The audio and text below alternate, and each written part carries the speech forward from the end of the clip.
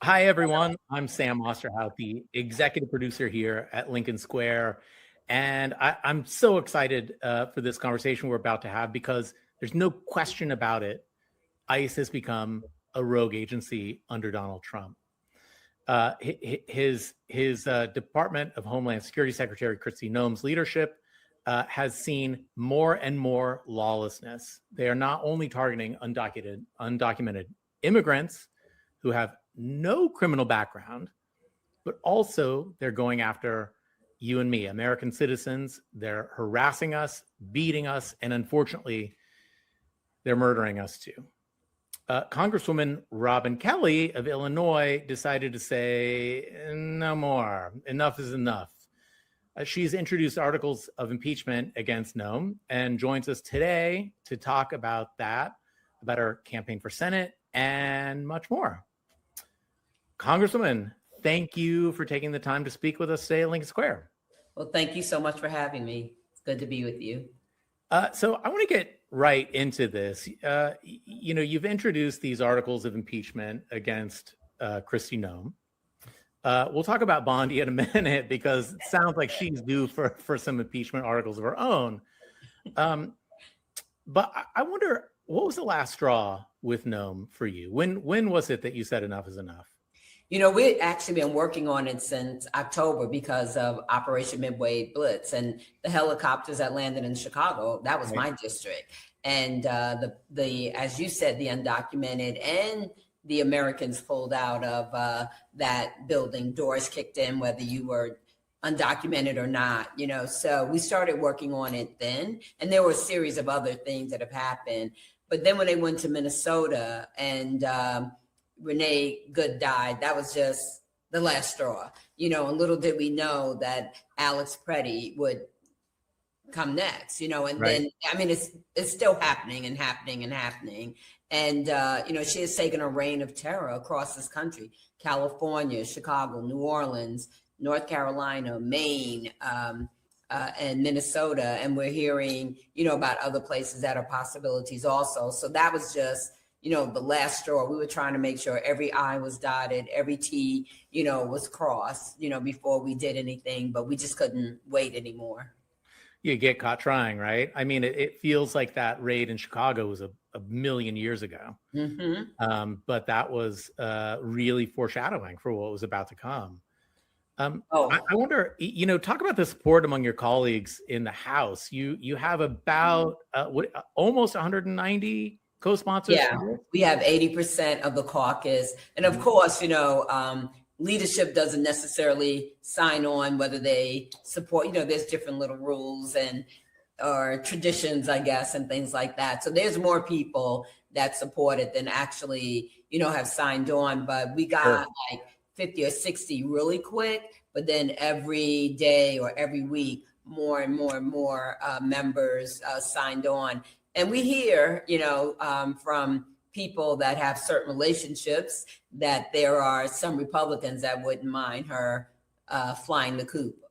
Is that right? So what are you hearing? I mean, that was my next question. Yeah, I mean, just that, Republicans in the Senate have definitely been, more vocal about she needs to go, but they're thinking more quit or get fired, but we're hearing there's some Republicans in the House that feel like she needs to leave also.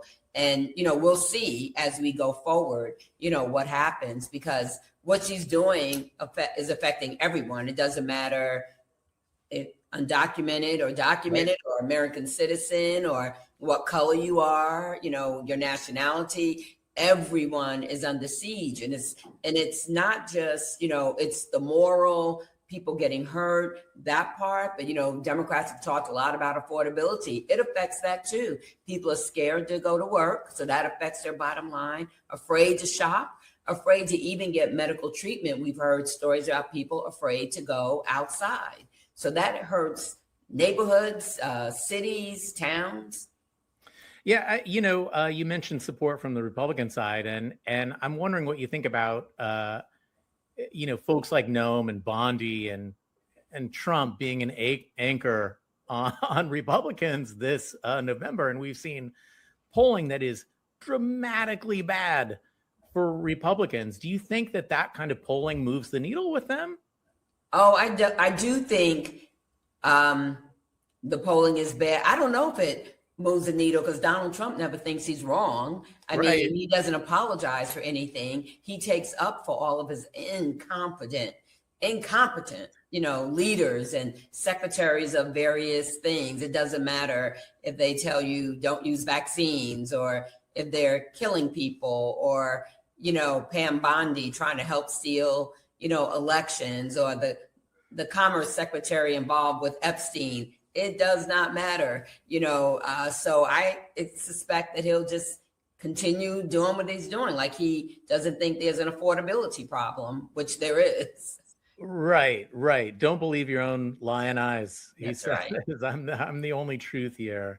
Well, so aside from the support in the House, you have support from some 50 activist groups like Voto Latino. We've heard from,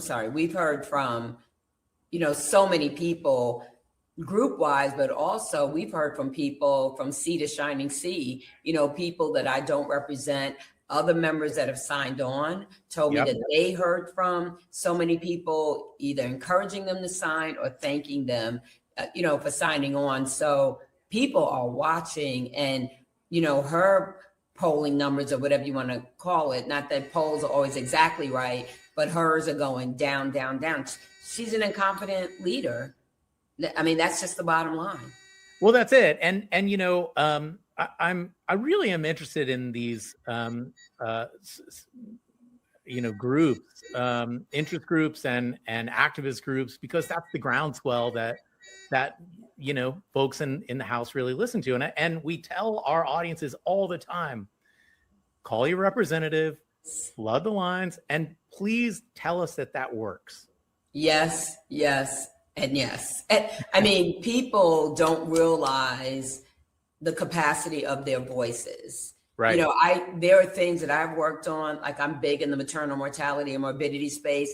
Mm-hmm. One person called me and said, I want to tell you a story. And that's what started my journey for healthcare, maternal mortality and morbidity. Yes, voices count. And the other thing is we need you. We need the village to speak up because we are in, the minority, no matter how you look at it, we are, but the village helps. The village helped us get that ACA premium tax credit passed. The village helped us with the Epstein files. And of course, all, homage to the women that went through that, the victims, but it was the village that helped. And with the phone calls and the letters and however they contacted their representative.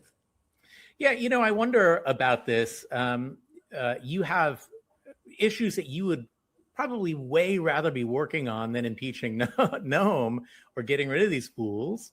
How much of our inability to hold to account some of the people in this administration come from this just wanting things to go back to normal, right? I mean, every House member probably has their pet project or their interest that you just really want to focus on. And it must have taken a lot of courage for you to stand up and say, all right, we're going to pause on this for a second, or we're going to chew gum and walk at the same time. How many folks do you think are just trying to keep their head in the sand? I think I'm proud of the Democratic caucus because we really have shown up, spoken up, and stood up for, healthcare affordability and a lot of different things. And I would say that we are chewing gum, walking, doing everything else at the same time. I know with me, beside the impeachment papers, I'm still working on my maternal mortality and morbidity, introducing the Wells Act. I just have another bill, the Safe Exit Act, dealing with electric vehicles and just all the other stuff that I do around gun violence prevention. I am very fortunate. I have a very great staff that helps me do, a lot of the things that I do. No one does, anything alone, really, so that has kept me going. We're the little engine that could, and we're pushing on. And this has also taught us that when we do take the gavels back, as we like to say, we cannot go back to business as usual. We have got to take care of business. I've been in Congress almost 13 years, only in the majority 4 of those 13 years. So we were able to get the most accomplished under President Biden, Right. passing the first bipartisan gun law in 30 years, the CHIPS Act, the Inflation Reduction Act, the biggest investment in, clean energy and, gun violence prevention and healthcare. I was able to get legislation passed. So, but when we take over again, we have to build upon that, and we must have immigration reform. I'm going to throw in, especially since I'm running, campaign finance reform. Right. Just because you have the most money doesn't mean you're the best candidate or you have done the most.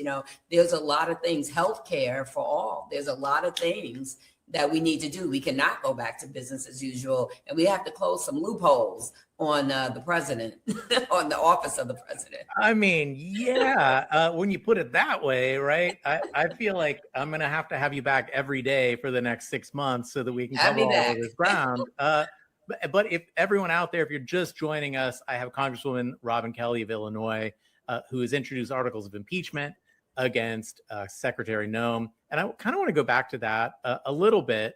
And just as put a pin in that, I would really love to have you back to talk about infant mortality another time, because it is such an incredibly important and almost invisible issue for people who, for men, for people who aren't pregnant at the time, but it's really an incredible thing. I'd love to talk more with you. We were able to get our Preemie Act reauthorized, or it should be on its way to being reauthorized, to make sure that we don't have so many preemies dying, beside the moms. So I would love to come back.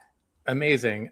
Okay, but we have to talk about Noem for a second. That's Democrats are obviously, as you said, in the minority, and Speaker Johnson he's going to Speaker Johnson, he is not going to support these measures clearly. So what's a sort of realistic estimate, or what are your thoughts on this impeachment's chances in the House? Well, we have to see what happens Friday.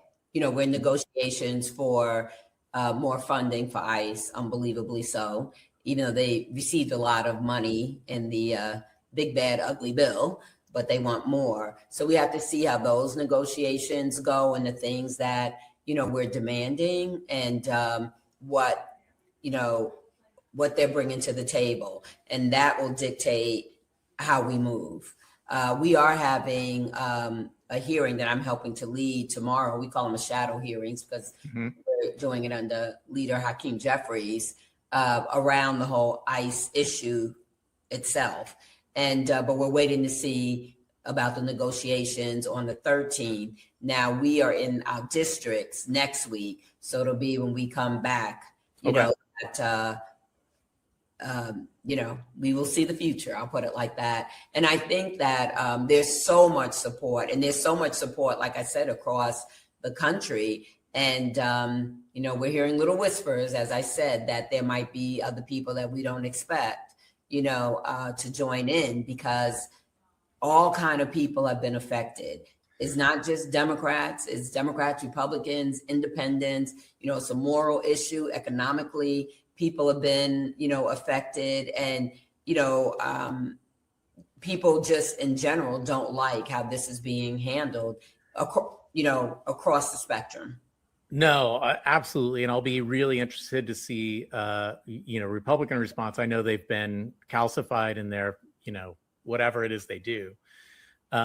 But this is an anchor. I mean, is so unpopular, these people. And that brings me to, the hearing today with Pam Bondi, the Attorney General. And, I know you mentioned that you hadn't had a chance to watch it. God bless, because it was a disaster. It was straight out of the Real Housewives, and I have to watch it. I mean, it was, it was definitely intended for a single audience, right? She was performing for one man. Of course, they all do. Yeah. And so, what are your thoughts on a second impeachment effort? I guess one at a time, but no, she's a disaster, and she's a part of his plan to steal elections. What he tried to do in Texas. Luckily, we countered that in California, but sending to Minneapolis, we'll take back ICE if you send me your voter rolls. Going into Georgia, with the I lost. Yes, you lost fair and square. Even the Republicans that oversee the ballots, in the different states, they even said you lost, but he cannot accept that, but she has been his right-hand woman in, all of his ploys, and very nasty, just very nasty. And just like the whole Epstein file debacle, yes, there's files and we're going to get the bad guys. And all of a sudden there was nothing. Then all of a sudden, I had things on my desk and then I didn't. And just absolutely ridiculous. It is. And you'll see today from the hearing that there was total disregard for victims. Right. And I think the Democrats did a really wonderful job of highlighting that disregard. Right. And it for any normie American, it's a bad look. It's just a terrible, terrible look.